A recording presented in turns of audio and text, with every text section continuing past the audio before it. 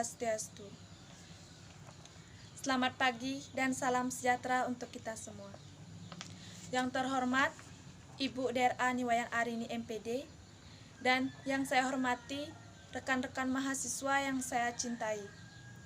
Tak lupa pula, marilah kita panjatkan puja dan puji syukur kehadirat Tuhan Yang Maha Esa yang telah melimpahkan nikmat-Nya kepada kita semua. Para hadirin yang saya hormati, serta rekan-rekan mahasiswa yang saya cintai, pada kesempatan yang berbahagia ini, izinkan saya membawakan sebuah pidato yang bertemakan tentang narkoba. Narkoba adalah istilah bahasa Indonesia untuk zat narkotika, psikotropika, dan aditif. Zat psikotropika populer disebut dengan esensi dan sabu-sabu. Dianggap favorit di kalangan pengguna kelas menengah dan atas. Namun, untuk meningkatkan jumlah orang muda, obat pilihan adalah heroin kelas rendah, yang dikenal sebagai putau, yang murah, banyak tetapi berpotensi mematikan. Obat ini sudah tersedia di semua kota-kota besar, termasuk sekolah, lagun karaoke, bar, kafe, diskotik, klub malam, dan mereka bahkan menyebar ke desa-desa terpencil. Karena itu, tidak heran bahwa pengguna narkoba terus meningkat dari tahun ke tahun. Ribuan pemuda telah menyanyiakan hidupnya mereka karena obat terlarang di negeri kita, yaitu Indonesia. Mereka kebanyakan korban dari lingkungan yang kejam, keluarga, broken home, dan kebodohan dari rasa keinginan tahuan, atau juga dari korban para mafia narkoba. Diperkirakan bahwa sekitar 4 juta orang di Indonesia adalah sebagian pengguna narkoba, atau sekitar 1 dari setiap 50 orang Indonesia adalah atau pernah mencicipi barang terharam tersebut. Di ibu kota Jakarta, diperkirakan dari 3/10 orang anak muda adalah pengguna narkoba. Sebuah studi dilakukan oleh kantor ILO, Organisasi Buruh Internasional di Indonesia, menunjukkan bahwa sekitar 4% pengguna narkoba di negeri ini adalah anak-anak di bawah umur 17 tahun. 2 dari 10 pengguna terlibat dalam perdagangan gelap. Beberapa remaja mulai terlibat dalam produksi obat-obatan dan yang memperdagangkannya.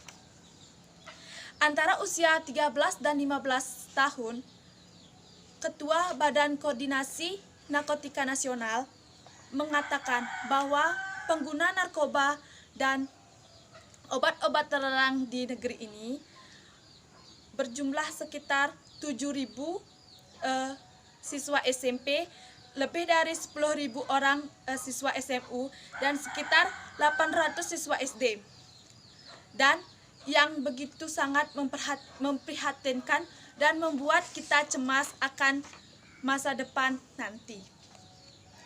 Entah akan bagaimana kelak bila pengguna barang haram tersebut terus meningkat.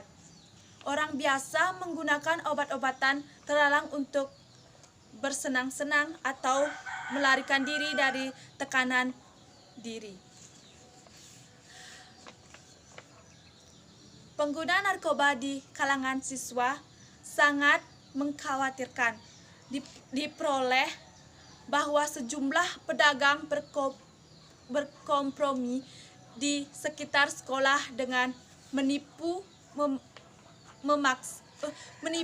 memaksa atau memberikan obat-obatan terlarang tersebut secara gratis pada para siswa di sekitar sekolah tersebut.